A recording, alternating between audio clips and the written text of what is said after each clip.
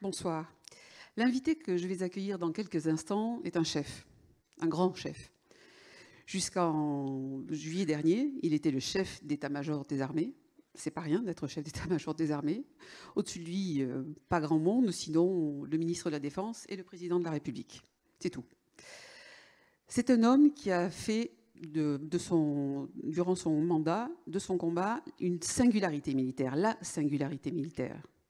C'est un humaniste, très amoureux de littérature. C'est donc un homme très singulier que j'accueille aujourd'hui, le général François Lecointre.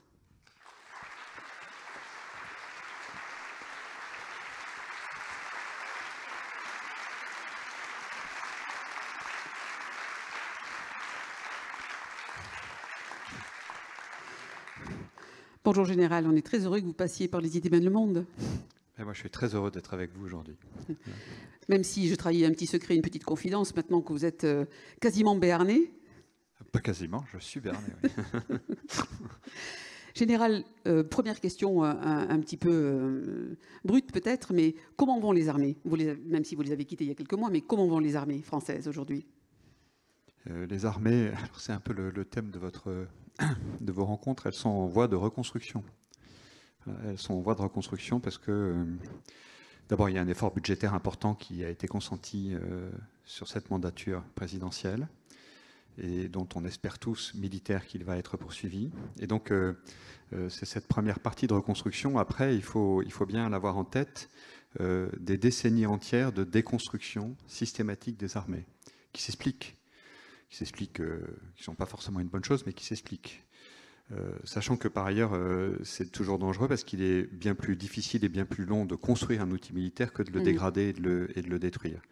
Mais c'est vrai que la génération d'officiers ou de militaires qui est la mienne a connu la fin de la guerre froide et des décennies d'illusions de l'ère de la fin de la guerre. Et que cette période a été mise à profit pour marquer l'effort budgétaire de la nation ailleurs que dans les domaines de défense.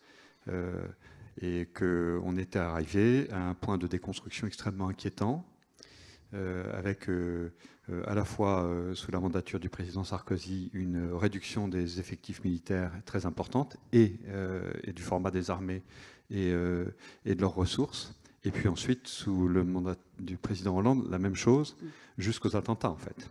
Où là, brutalement, il y a eu cette prise de conscience, pas tant du politique d'ailleurs, qui à mon avis était assez conscient de ce qui était en train de se passer, que de l'opinion publique, qu'en réalité nous vivions dans un monde dangereux.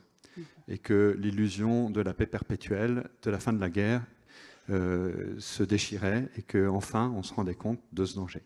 Voilà, ce qui a permis ensuite de rendre très admissible pour l'opinion publique, et donc je dirais presque impératif pour le politique, un effort de redressement des armées. Donc de ce point de vue-là, les armées sont en train de se reconstruire grâce à cet effort budgétaire.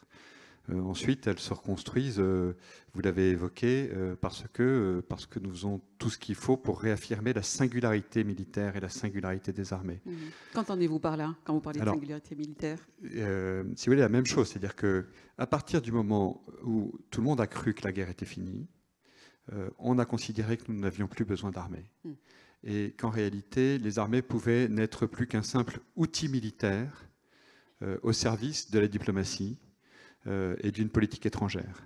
Or, les armées, c'est autre chose. Une armée, c'est une institution qui sert à faire la guerre, c'est-à-dire à s'engager tous moyens réunis lorsque pèse une menace existentielle sur la nation et sur sa survie. Et donc, cette fonction absolument extraordinaire des armées, qui est en train d'être redécouverte aujourd'hui, qui avait été oublié dans cette période de la fin de la guerre froide, où en réalité on ne considérait plus les armées que comme une sorte de police internationale, de régulation de conflits lointains et périphériques. Cette réalité-là, qui est en train d'être découverte, elle impose en réalité un certain nombre de conséquences. Si vous le permettez, je vais les développer assez vite. La première des conséquences, c'est que parce que l'armée doit être capable d'être engagée sans délai, tous moyens réunis, pour faire face à une menace qui n'est pas toujours prévisible, il faut une très grande disponibilité des armées. Et cette disponibilité, elle a une traduction dans la capacité à disposer de stocks importants, dans la capacité à imposer aux militaires des règles statutaires qui sont très exigeantes et qui font qu'on garantit la disponibilité H24 de ces militaires. Elle repose sur une capacité à l'action autonome, parce que dans la guerre, lorsque tout est désorganisé, il faut que l'armée puisse continuer à fonctionner. Cette autonomie d'ailleurs reposant sur le fait qu'une armée détient toutes les compétences, y compris celles qui paraissent le plus éloignées de ce qui, dans l'imaginaire collectif, est le cœur du combat. Vous le rappelez, des boulangers, c'est des boulangers, c'est des médecins, c'est des mécaniciens, ce sont des transmetteurs. Une armée est capable d'agir en autonomie.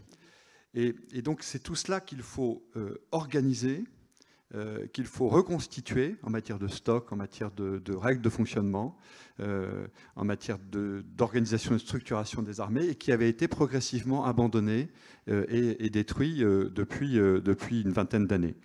Par ailleurs, une armée, je pense qu'on y reviendra, c'est, parce que vous le voyez, un ensemble autonome qui souvent est conçu comme pouvant représenter un danger pour la démocratie, parce qu'une armée très disponible, disposant de stocks importants, capable de réagir très vite, capable de fonctionner de manière autonome, c'est quelque chose qui peut être un État dans l'État. Et donc cette armée a souvent été considérée dans les régimes démocratiques comme un danger. Et c'est pour ça qu'il est extrêmement important que cette armée soit très strictement subordonnée au pouvoir politique, qu'il ne puisse y avoir aucun doute sur le fait de cette très stricte subordination au pouvoir politique. Et donc, entre l'autonomie, la capacité à être très disponible, à réagir très vite, et cette très stricte soumission au pouvoir politique, vous avez l'essentiel de ce qui constitue la singularité militaire et qui doit être traduit dans des textes de loi, dans des modes organisationnels, dans des modes de structuration et dans des modes de fonctionnement. Parce que la stricte subordination au pouvoir politique a, je dirais, une contrepartie. Et on revient au cœur de ce qui est très singulier dans le métier militaire. Vous savez, c'est peut-être un danger d'ailleurs aussi, cette subordination. Oui. Ce qu'on demande à un soldat, c'est de tuer sur ordre. C'est ce qui est trop souvent oublié. Et d'ailleurs mal compris, y compris de nos jeunes soldats. Et de risquer sa vie aussi pour ça? Oui. Tuer sur ordre au risque de sa propre vie. Mais le risque de sa propre vie est souvent mis en avant, alors que la réalité, c'est que ce qui est le plus difficile, le plus extraordinaire, ce qui franchit, ce qui atteint un tabou exceptionnel et extraordinaire, c'est ce devoir de tuer sur ordre. Et vous ne pouvez pas exiger de quelqu'un qu'il tue sur ordre pour une raison d'État que vous ne seriez pas capable de rendre légitime ou d'expliquer. Et sauf à courir le risque que l'ordre que vous avez donné, quand je dis que vous avez donné, c'est-à-dire que le président de la République donne au chef d'état-major des armées, et je parle de choses très concrètes, c'est-à-dire que dans l'évolution de nos dispositifs, dans la façon dont nous conduisons la guerre au Mali aujourd'hui, ou en Irak, ou au Moyen-Orient de manière générale, le président de la République donne des ordres très directement lors des conseils de défense ou dans des réunions spécifiques au chef d'état-major des armées, qui les retransmet ensuite aux généraux qui commandent sur le terrain ou aux chefs de corps. Donc vous ne pouvez pas prendre le risque de donner un ordre qui ne serait pas exécuté au simple prétexte qu'en réalité, le soldat à qui vous demandez cet acte extraordinaire, à qui vous demandez de transgresser ce tabou absolu de donner la mort, ne comprendrait pas et n'admettrait pas l'ordre. Donc il y a cette très stricte subordination, mais elle passe par... Et de donner du sens. De donner du sens. Mais elle passe par le fait que le chef militaire qui reçoit l'ordre du politique a une sorte de devoir de contestation. Une sorte d'obligation qui lui est faite de faire valoir toutes les objections possibles au président de la République lorsque celui-ci donne des ordres.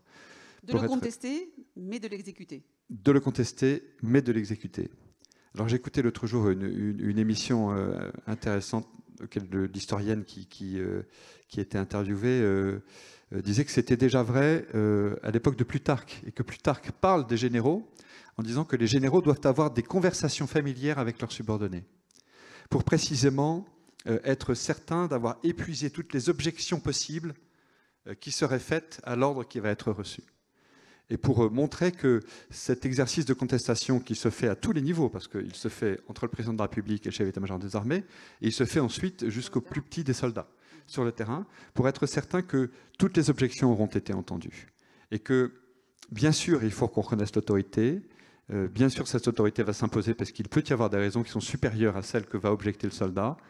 Pour autant, il faut qu'il y ait cette conversation familière avec les subordonnés. Voilà ce qui est en réalité à la jonction entre l'éthique et le politique. Voilà, cette obligation qui est faite au chef militaire de faire valoir toutes ses objections aux politiques, mais ensuite d'obéir avec la dernière des rigueurs. Sauf si on lui demande de commettre des actions manifestement illégales. Mais là, on n'est plus sur le terrain de la légitimité, ce qui, dans le Code de la défense, est bien précisé. C'est-à-dire que le fait de commettre une action ou d'obéir à un ordre manifestement illégal, même si cet ordre a été donné officiellement, ne dédouane pas le soldat de sa responsabilité. Donc il peut ne pas s'y soumettre. Donc il a le devoir de ne pas s'y soumettre. Voilà. Donc vous voyez bien que on est en réalité dans une discipline qui est à la fois très exigeante, mais qui, contrairement à l'image artificielle qu'on peut en avoir vue de l'extérieur, est une discipline qui impose d'expliquer le sens et de rechercher le sens, et qui impose de convaincre. Voilà. Absolument. Par ailleurs, il y a une autre chose dans la guerre qui est importante, c'est que la guerre, c'est la confrontation de deux volontés. Et donc, vous ne pouvez jamais prévoir ou anticiper exactement ce que va faire votre ennemi.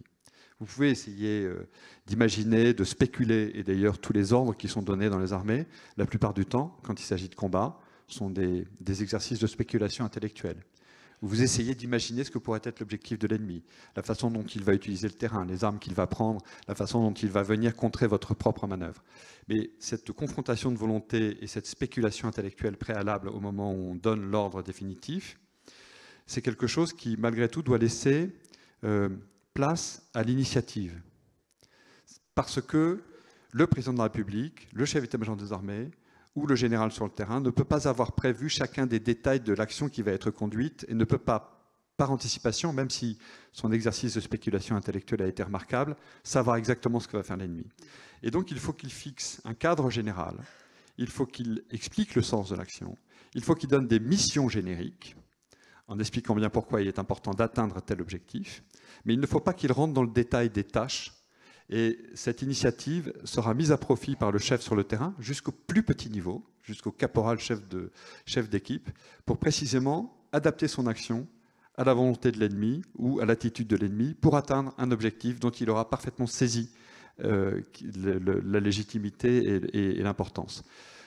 J'ai coutume de citer ce que disait le général Lagarde, qui était chef d'état-major de l'armée de terre quand j'étais très jeune élève officier. Il était venu faire une conférence à Saint-Cyr-Couët-Quidan, et il disait « L'initiative au combat est aujourd'hui la forme la plus élaborée de la discipline ». Et je trouve que c'est une formule d'abord très juste, et de penser que l'initiative est une forme de discipline dans les armées, je pense que ça doit tous nous inspirer, que beaucoup des gens qui sont là et qui sont chefs d'entreprise ou travaillent dans d'autres secteurs doivent pouvoir aussi y réfléchir. Mais je pense que beaucoup d'entre nous découvrent aussi cette façon de gérer les armées. Vous parliez tout à l'heure, François Lecointre, de la subordination au pouvoir politique. Par contre, vous avez expliqué, légitimé votre départ. Il ne s'agissait pas de subordination, mais vous ne vouliez pas qu'il y ait justement un lien politique entre le président de la République et vous. C'est la raison pour laquelle, si j'ai bien compris la façon dont vous l'avez expliqué, que vous avez souhaité partir avant les prochaines élections présidentielles. Vous pouvez nous expliquer ce lien qui vous semblait un risque pour vous? C'est-à-dire que à partir du moment où vous êtes le président, le chef d'état-major des armées d'un mandat d'un président, vous n'avez plus l'assurance ou la garantie de cette neutralité qui fait que l'institution militaire doit être commandée au plus haut niveau par quelqu'un qui n'est absolument pas lié à une personne, mais bien subordonné à une fonction qui est la fonction présidentielle. Et ce que je craignais, ce que j'aurais craint, si le président n'avait pas voulu accéder à mon désir, c'est qu'il me force à rester un an de plus. Alors, il aurait pu me forcer à rester 2 ans. Voilà. Et je lui ai dit que, en toute honnêteté, je ne me sentais pas la force de faire 2 ans de plus. Voilà. Parce que c'est une fonction qui est à la fois exaltante, mais absolument écrasante. Et donc, il fallait découpler ce mandat présidentiel et le mandat d'un chef d'état-major des armées. Donc la solution était que je parte au bout de 4 ans de mandat, ce qui est déjà long. C'est ce que j'allais dire, c'est une longévité exceptionnelle, une des plus longues à votre poste. Oui, enfin c'est parmi les mandats les plus longs d'un chef d'état-major des armées au cours des dernières décennies, oui, oui, absolument. Et donc, dans ce cas-là, vous dites souvent de vos relations avec le président de la République, je n'ai jamais vu le président ne pas écouter ce que je lui proposais, mais quand un chef décide, il décide seul. Là, dans le cas de votre proposition, il vous a écouté? Ah non, mais il écoute toujours, Dieu merci. Dieu merci, il m'a toujours écouté. Mais encore une fois, si vous voulez, et d'ailleurs, lorsque j'avais été interviewé sur un plateau de télévision à ce propos, et que j'avais parlé de cet exercice de contestation, de cette conversation familière, qui est un devoir du chef militaire vis-à-vis de son chef, qu'il soit militaire ou qu'il soit politique. Les journalistes m'avaient dit, alors, dans quel cas, à quelle occasion? Mais c'est quelque chose que je n'ai certainement pas à dire. Voilà.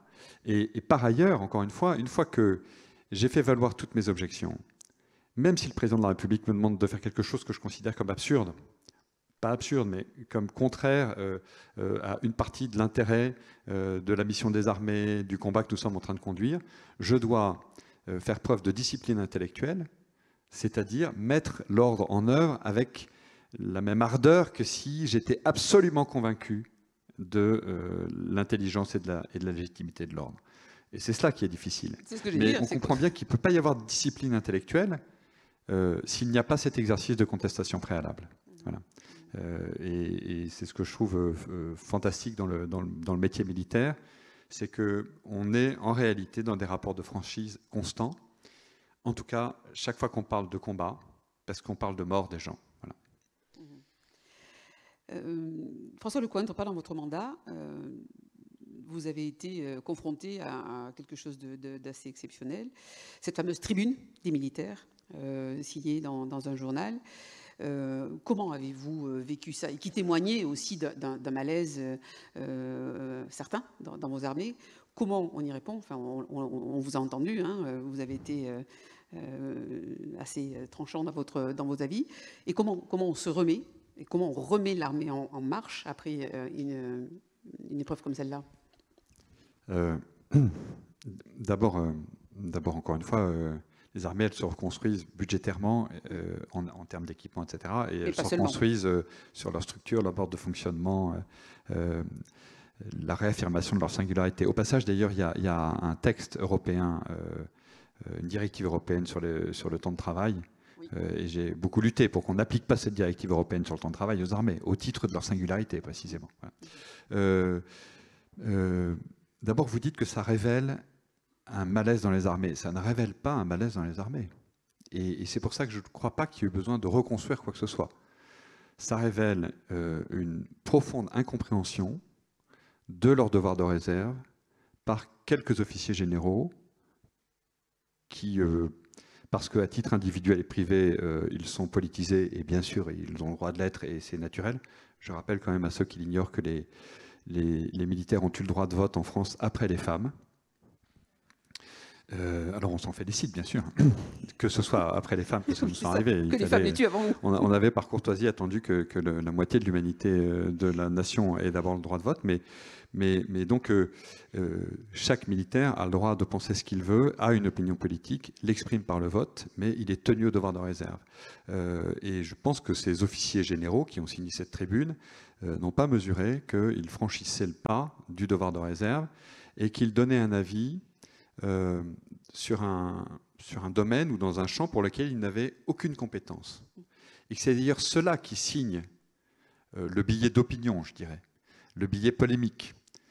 Je ne vois pas d'inconvénient à ce qu'un officier général, et ça arrive régulièrement, ça me gênait, mais après tout, il n'y avait rien à dire à cela, à dire, je considère que la façon dont la tactique est mise en œuvre dans telle ou telle opération n'est pas la bonne, que les équipements dont se dotent les armées ne sont pas les bons, qu'il faudrait acheter moins de bateaux et plus de chars, ou je ne sais pas quoi.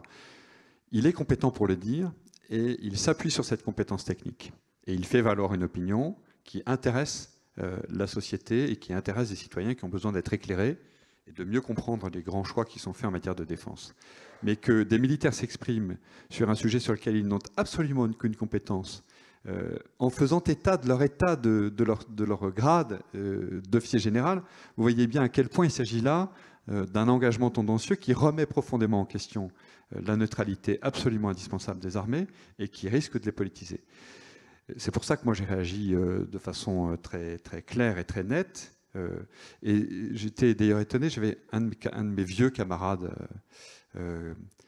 qui était signataire de cette tribune, le colonel Thieblemont, un vieil ami, un sociologue, absolument un type extraordinaire, et qui dit, mais ce problème des banlieues, après tout, on n'est pas le seul à le dire, Dominique Schnapper le dit, Jean-Pierre Le Goff, et il cite le nom de 4 ou 5 sociologues. Voilà, je dis, mais et toi, pourquoi ne l'as-tu pas signé en tant que sociologue? Parce que par ailleurs, ce colonel à la retraite, lui, a passé un doctorat de sociologie. Voilà. Et vous voyez bien la nuance. Exprimez-vous sur les sujets de votre compétence, et à ce moment-là, votre expression sera très libre, parce que vous n'êtes pas là pour peser politiquement, mais vous êtes là pour expliquer des choses à des gens. Et ces officiers généraux, en particulier, n'ont pas compris cela, mais je crois que ça n'a eu que très peu d'impact sur les armées, voire pas d'impact du tout. Ça a cassé les pieds à beaucoup de nos soldats, à beaucoup de nos officiers et de nos sous-officiers, d'être pris en otage, en réalité, par une tribune, je ne sais pas comment l'exprimer, mais en tout cas politicienne et en tout cas très polémique, et ils n'en avaient pas envie. Parce que je crois que ce devoir de neutralité, il est très profondément ancré dans les armées. Tout le monde le comprend parfaitement.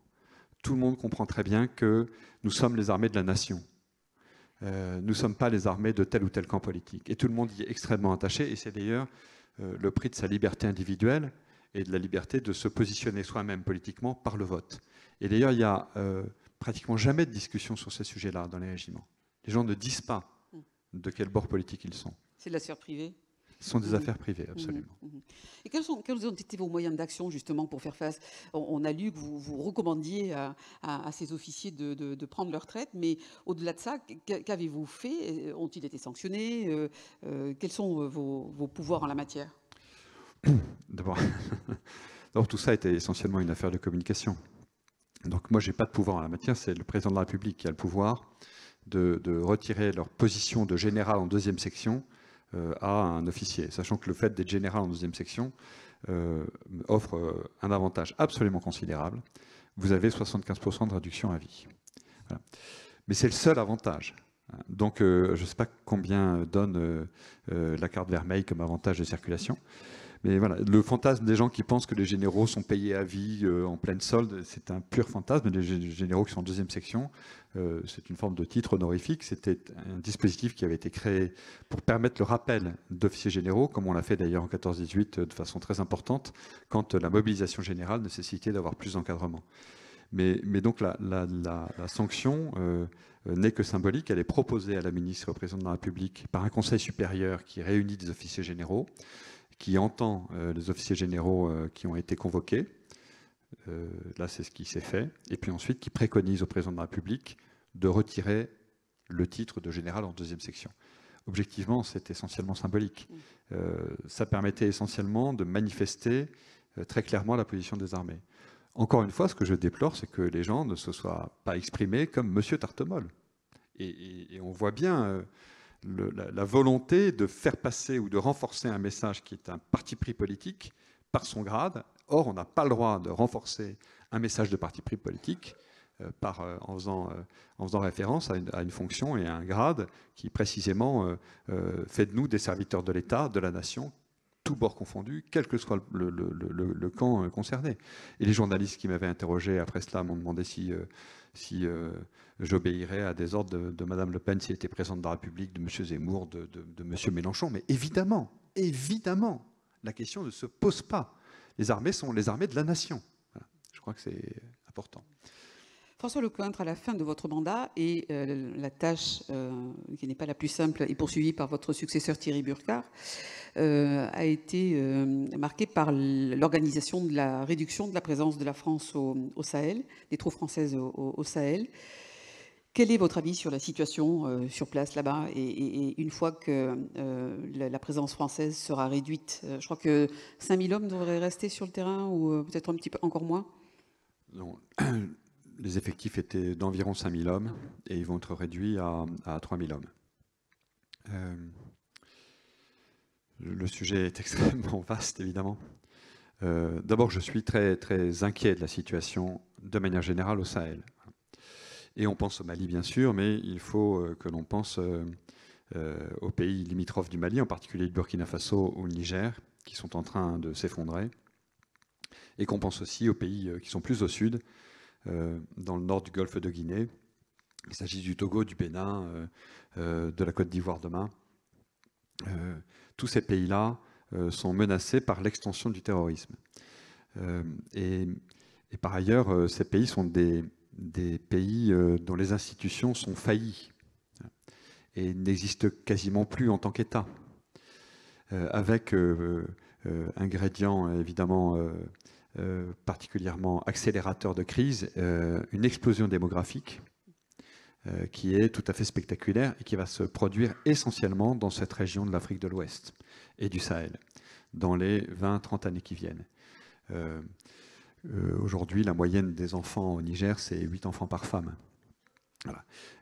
Et donc, les populations de ces pays-là vont exploser, vont rendre encore plus difficile le rôle d'État qui n'existe pas, qui ont toujours été des États très faibles, avec, on ne peut pas l'imaginer aujourd'hui, des administrations quasi inexistantes, et qui ne sont pas capables d'assurer l'essentiel des services qu'une population est en droit d'attendre, qu'il s'agisse de scolarité, de soins, de sécurité intérieure, de justice. Tout ça n'existe plus au Mali, n'existe quasiment plus, ou plus dans la moitié du territoire du Burkina Faso, existe très peu au Niger, et c'est bien sur ce terreau qu'est en train de s'installer le terrorisme, et que s'installent notamment des mouvements comme AQMI, Al-Qaïda au Maghreb islamique, ou Daesh, qu'on appelle l'EIGS sur place, qui offrent une forme de protection aux populations en contrepartie d'un embrigadement dans leur rang. Il se trouve que ce qui a marqué le mandat du président de la République, c'était une évolution de notre engagement au Mali, en séparant bien les rôles et en disant qu'on allait marquer un effort particulier sur ce qu'on appelle la zone des trois frontières, qui est le Liptako-Gourma, qui est précisément à cheval dans la boucle du Niger, entre le Mali, le Burkina Faso et le Niger, pour amoindrir l'ennemi, casser ses possibilités, éviter son emprise sur la population et éviter une extension vers le sud de cette gangrène terroriste. Pendant que le Nord était sous responsabilité de la mission de l'ONU, qui est une mission très importante, avec plus de 10 000 hommes sur place, qui est engagée au Nord. Et pendant que, parallèlement, une mission de l'Union européenne était en charge d'essayer de reconstruire un outil militaire de façon à ce que les forces armées maliennes elles-mêmes puissent prendre en charge la sécurité de leur pays. Vous avez suivi la situation au Mali, on est passé d'un coup d'État à un autre coup d'État, et pendant que tout cela se passait, et que très objectivement le gouvernement malien ne se préoccupait qu'assez peu de l'avenir de son peuple et se préoccupait essentiellement de conduire ses propres affaires, les armées françaises, là où elles étaient engagées, ont connu des succès importants. Et ont très considérablement amoindri les capacités de défense de l'ennemi. Je ne dis pas éradiquer l'ennemi, parce que je trouve que ce terme d'éradication est absurde, et que précisément, je pense que c'est le mérite de la guerre, et c'est le mérite d'une vision militaire des choses. C'est une confrontation de volonté, et nous devons considérer ces mouvements terroristes comme des ennemis. Un ennemi, vous le battez, vous le mettez dans une situation d'infériorité telle qu'il vient à récipiscence, et qu'il accepte de passer un accord avec vous pour cesser son action. Si vous considérez ces terroristes comme des mouvements qu'il faut éradiquer, vous n'y parvenez jamais. Voilà. Je fais une incise, mais l'éradication, c'est le cœur, c'est le point de départ de la civilisation américaine. L'acte de naissance de la civilisation américaine, c'est la guerre de sécession.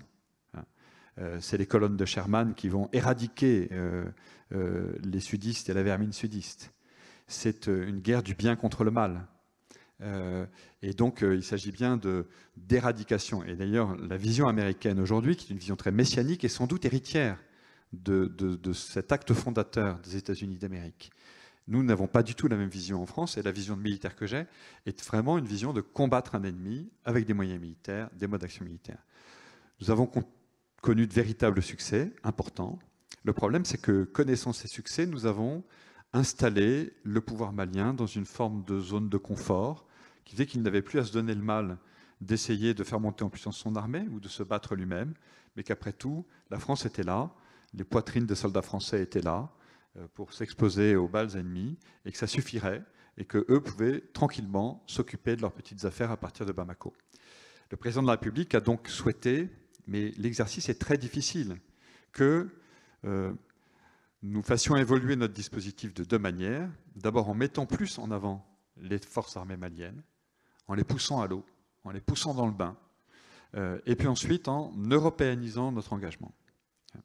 C'est-à-dire en disant à tous nos partenaires, maintenant nous allons passer d'une tactique qui consistait à être au premier rang, seul face à l'ennemi, à une tactique qui consistera de notre part à accompagner nos partenaires au combat, ce qui est plus risqué que d'être seul au combat. Je vous dirai pourquoi. Et puis ensuite, cet accompagnement de le faire avec des partenaires européens, tout en assurant un appui, une protection de l'ensemble. Et donc, ça a conduit à revoir le dispositif de la manière dont je l'ai évoqué, en conservant des moyens de réaction et d'action au profit des forces qui sont déployées sur le terrain, essentiellement à partir de drones ou d'avions ou d'hélicoptères, en réduisant notre présence sur le terrain et à terme en ne faisant plus que de l'accompagnement au combat des Maliens. Toute la difficulté est le rythme auquel on le fait. Parce que si vous le faites trop précipitamment, vous le faites avant que les Maliens ne soient prêts à eux-mêmes aller au combat ou à ce que nous les accompagnions au combat. Si vous ne le faites pas assez vite... Quels sont les autres pays européens qui se sont joints à la France? Alors, pour l'essentiel, les pays de l'initiative européenne d'intervention. Il y a et puis d'autres pays, il y a l'Estonie, il y a l'Italie, il y a la Belgique, il y a... je ne peux pas tous les citer, mais il y a 8 pays qui sont associés à nous dans ce qu'on appelle l'opération Takuba, qui vise précisément à accompagner au combat les gens. Je dis que c'est une mission dangereuse parce que, en réalité, vous exposez bien plus des soldats français quand ils sont 5 soldats accompagnant une trentaine de soldats maliens que quand vous les mettez 30 soldats français dans un tout cohérent avec leurs équipements. Voilà. Et donc, ça va être une transition délicate et difficile, mais encore une fois, il faut trouver le bon rythme pour le faire. Le faire trop lentement ne serait pas de nature à motiver nos partenaires maliens ou burkinabés ou nigériens à faire l'effort d'une montée en puissance. Mais vous voyez bien que rien n'est gagné. Rien n'est gagné. Or, ce qui me paraît absolument clair, c'est que l'avenir de l'Europe est en train de se jouer là. C'est d'ailleurs pour ça que les Européens nous rejoignent. Parce qu'ils ont bien saisi que ce que j'évoquais tout à l'heure, ces 3 facteurs de crise, d'États corrompus et faillis, de mouvements terroristes qui accroissent leur emprise sur la population et d'une explosion démographique, la conjonction de ces 3 facteurs va provoquer aux frontières de l'Europe une crise migratoire absolument majeure dans les 20 ans à venir. Voilà. Et soit nous parvenons à stabiliser ces États, soit nous parvenons à les reconstruire, soit nous parvenons à offrir des raisons d'espérer et de rester vivre chez eux à toutes ces populations, soit nous exposons l'Europe, qui elle-même est en voie de vieillissement démographique important, à devoir accueillir des quantités très importantes de populations migrantes. Voilà, donc je pense que cette prise de conscience, elle est en train de se faire en Europe. Et que c'est pour ça que nous n'avons pas eu de mal à convaincre nos partenaires européens. Je vous le dis, c'est assez extraordinaire, parce que j'ai toujours réfléchi à la construction de la défense européenne depuis que j'ai terminé le concours de l'école de guerre, et qu'on n'arrivait pas à avancer. On n'arrivait pas à avancer parce que les Européens n'ont pas conscience d'un danger collectif.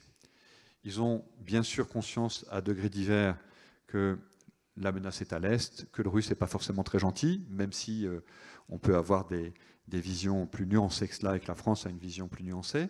Mais il y a l'OTAN pour protéger les Européens.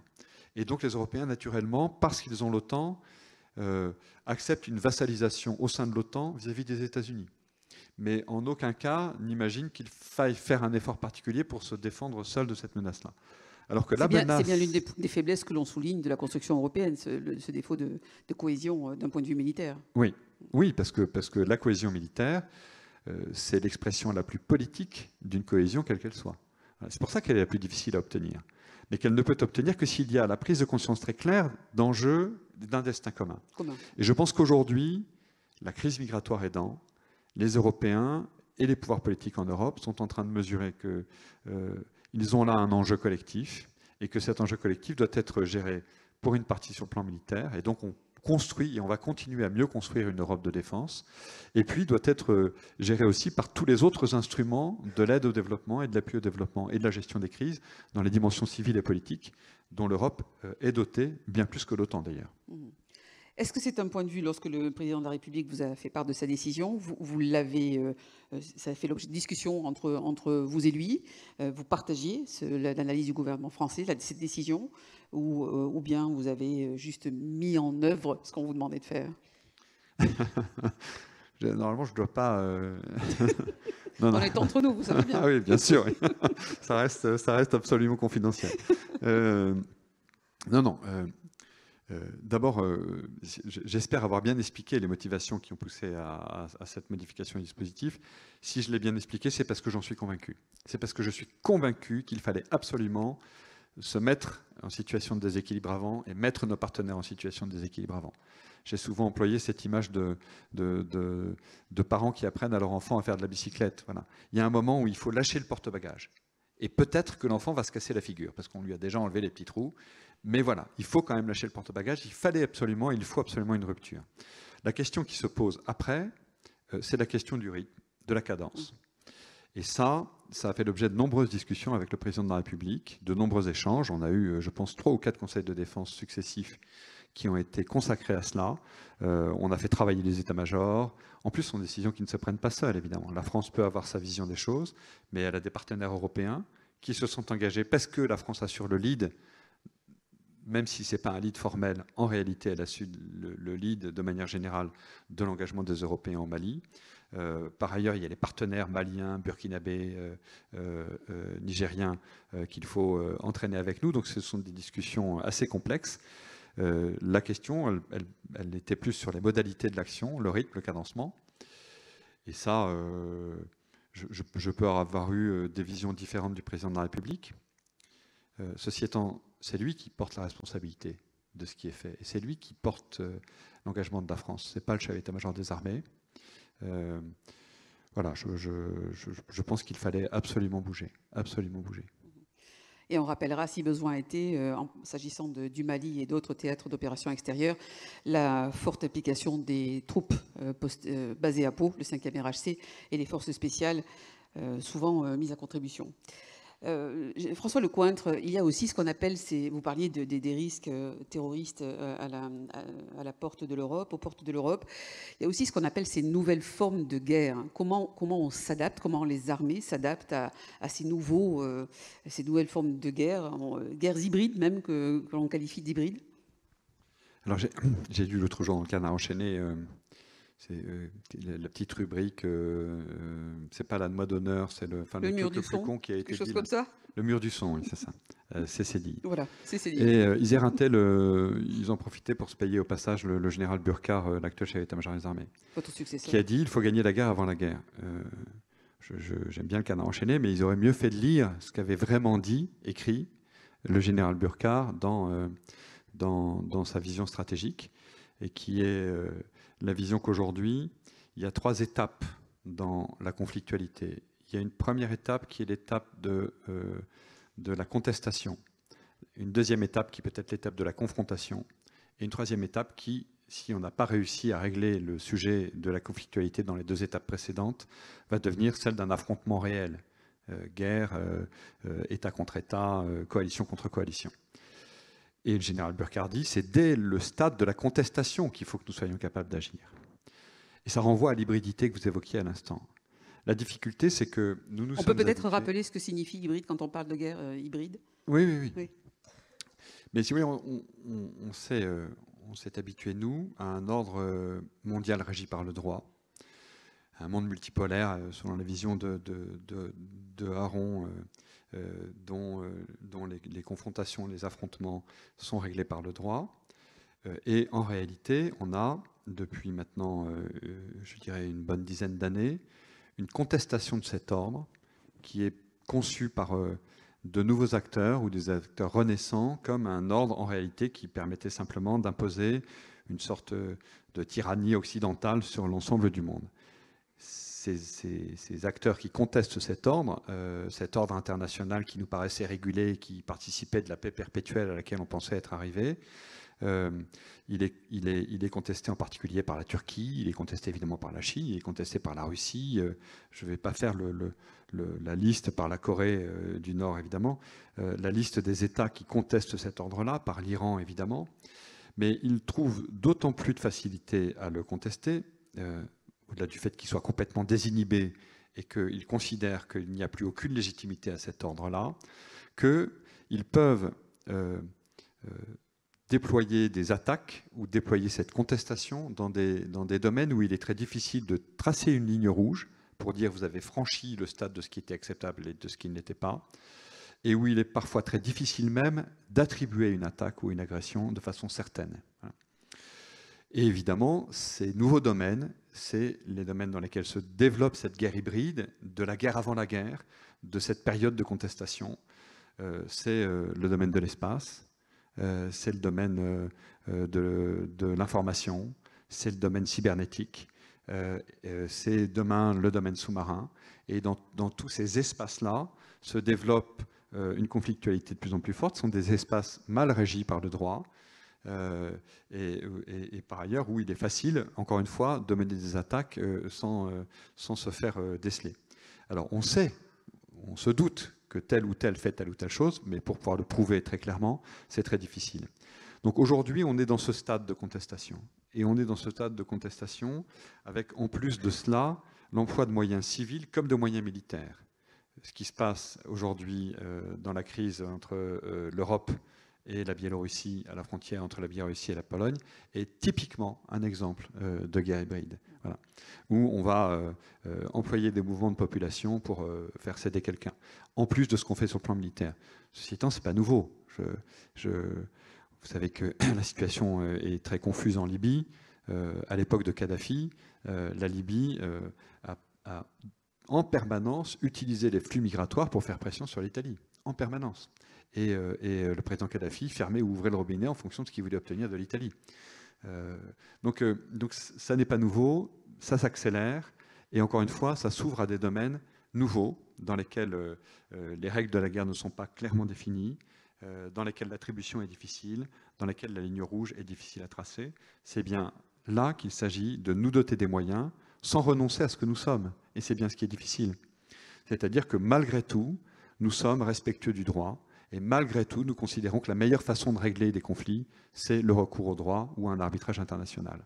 Mais il ne faut pas que nous soyons naïfs, et il faut que nous sachions nous battre dans cette guerre avant la guerre, tout en ayant par ailleurs les moyens d'une dissuasion suffisamment forte qui permettent de contenir ou de cantonner cet ennemi, ces États voyous, ces contestataires, dans cette zone de la contestation, qu'ils ne se sentent pas assez forts pour dire « je vais aller au-delà de la contestation, je vais aller à la confrontation et à l'affrontement ». Très clairement, aujourd'hui en Méditerranée orientale, on est entre les deux vis-à-vis de la Turquie. On est entre la contestation et la confrontation. Voilà. Et est-ce que l'apparition de ce groupe Wagner, dont on entend parler de temps en temps, c'est aussi une nouvelle forme de guerre, ce groupe Wagner derrière laquelle on soupçonne la Russie pour intervenir sur des théâtres d'opération. Est-ce que ça aussi, c'est une nouvelle forme auquel il va falloir s'adapter ? Oui, enfin, malheureusement, cette forme-là n'est pas nouvelle, mais très clairement, c'est une façon de ne pas engager officiellement un État que de recourir à des sociétés militaires privées qui vont faire le boulot à la place des armées qui, elles, engagent l'État et la nation. Il faut qu'on s'en inquiète. Je ne suis pas persuadé que ça mènera à quoi que ce soit la Russie d'employer ce groupe Wagner. La réalité, c'est que... Mais certains États africains ont fait appel à ce groupe Wagner. Alors d'abord, la Centrafrique en particulier, la République centrafricaine utilise beaucoup de gens de Wagner. Et d'ailleurs, à la demande du président de la République, après la rencontre qu'il avait faite au début de son mandat au fort de Brégançon de Vladimir Poutine, j'avais pris contact et pris langue avec... mon excellent camarade, le général Gerasimov, qui est le chef d'état-major des armées russes. chaque fois que je lui parlais de Wagner, parce qu'on parlait de tas de sujets, de la Centrafrique entre autres, il ne voyait pas de quoi je parlais. Voilà. Il ne savait pas. Même après 3 verres de vodka, il ne savait pas de quoi je parlais. Donc, évidemment, c'est déconcertant, c'est grossier comme procédé, mais voilà. Ceci étant, très honnêtement, ces sociétés militaires privées, elles ne peuvent pas se doter de moyens équivalents à ceux des armées. Donc, elles peuvent être un peu soutenues par des armées régulières, mais malgré tout, c'est assez difficile. Et par ailleurs, elles ont besoin de tirer des bénéfices de leurs engagements. Voilà. Très précisément, le cas de l'engagement de Wagner en Centrafrique se fait dans une logique de prédation, en espérant retirer des ressources en or et en diamants de la Centrafrique, de quoi financer cet engagement dans Wagner. Bon, aujourd'hui, les renseignements qu'on a nous montrent que depuis 3 ans ou 3 ans et demi que Wagner est engagé de façon intensive en Centrafrique, il n'en retire pas les bénéfices escomptés. Que par ailleurs, ils ne contrôlent absolument pas le territoire centrafricain, qu'ils n'ont pas rétabli la puissance de l'État centrafricain. C'est ma première mission quand j'étais jeune lieutenant, c'était la Centrafrique. Je vais vous dire un truc d'ailleurs. Voilà, donc, et quand Wagner s'engage, ou si Wagner s'engage demain au Mali, je ne vois pas comment cette société militaire privée ferait mieux que ce qu'a fait la France, aidée par les Européens, aidée par les États-Unis, depuis 10 ans. Ça me paraît absolument impossible. Oui, ma première mission, c'était en Centrafrique.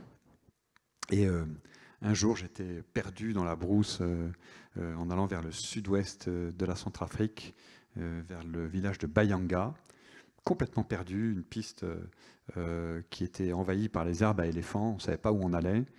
J'avais été obligé de demander à des soldats de marcher devant les camions pour essayer de trouver où avait été la piste des années avant. Et au bout d'une longue progression, on arrive dans un village où il n'avait pas vu de militaires français depuis l'indépendance. Et là, le chef de village m'accueille, très ému, et me dit « Enfin, c'est fini la connerie de indépendance. » Donc j'ai raconté ça au président de la République. Et l'accompagnant un jour avec lui, au moment où nous visitions les forces au mois de décembre en Afrique, on en avait parlé avec Idriss Déby, paix à son âme, et ça l'avait bien fait rigoler. Bon. En fait, c'est très, très, très fort, parce que vous voyez bien la difficulté à laquelle nous sommes confrontés, nous Français, ancienne puissance colonisatrice, qui s'est fait accuser par le Premier ministre malien d'abandonner le Mali en plein vol. Et d'ailleurs, c'est la raison pour laquelle ils vont recourir à Wagner, ce qui ne simplifiera absolument rien. C'est jusqu'à quel moment on doit se sentir responsable et jusqu'à quel moment on doit, sans être trop paternaliste, sans être une puissance tutélaire qui vient en réalité empêcher l'émancipation de ces peuples, intervenir à leur profit. Voilà, c'est à la fois cette problématique-là que nous devons absolument prendre en compte. Il ne doit pas y avoir d'autres objectifs. Bien sûr, il faut que la France rayonne, etc., que de permettre à ces États d'accéder à une maturité qui permettra un dialogue d'égal à égal entre la France et ces États-là. Voilà. Mais le travail est compliqué. Voilà. Donc c'est fini la connerie de l'indépendance, je vous le confirme. François Lecointre, vous avez cessé vos fonctions de chef d'état-major des armées en juillet dernier. On vous sent encore parfaitement habité par votre engagement. Qu'est-ce qu'on fait quand on n'est plus chef d'état-major des armées? D'abord, on se repose. À Sauveterre. Ensuite, on s'installe à Sauveterre de Béarn, qui est voilà, quand même un endroit magnifique. Ensuite, on s'y installe avec son épouse merveilleuse, charmante. Qui est dans la salle. Et qui récupère son mari avec un peu d'inquiétude en se disant « je vais avoir cet emmerdeur-là sur le dos tout le temps », mais qui continue à être... C'est fini l'indépendance pour elle aussi. Qui continue à être absolument merveilleuse. Et donc, c'est un vrai bonheur. Et puis moi, mon choix, ça a été de devenir visiteur de prison. Donc, c'est en cours. J'ai eu l'approbation pour le faire ici à Pau. Et donc, je pense que je vais le faire à partir de la semaine prochaine. Et puis ensuite, comme je suis un individu vénal, et qu'on continue à me demander d'intervenir ici, dans des entreprises, devant des publics, ici ou là, dans des colloques, etc., j'ai décidé de me faire payer pour le faire. Voilà. Pas aujourd'hui. Pas aujourd'hui. La première est gratuite. C'est la première est gratuite. Voilà, parce que je pense qu'en réalité, si les gens accordent de la valeur à ce que je leur dis, ils seront prêts à me payer. Voilà. Donc j'ai monté une petite société qui me permettra de faire ça. Voilà. Et puis il faut que j'écrive aussi. Enfin, voilà, on a plein de choses à faire. Je pense que c'est Saint-Exupéry qui parle d'inquiétude spirituelle et de préoccupation spirituelle. Je pense qu'il y a un moment dans sa vie où il faut qu'on se recentre sur la spiritualité et des inquiétudes de nature spirituelle, et qu'il faut donner un peu aux autres. Voilà, donc j'essaye de faire ça. Merci beaucoup François Lecreinte de nous avoir donné aujourd'hui. Merci.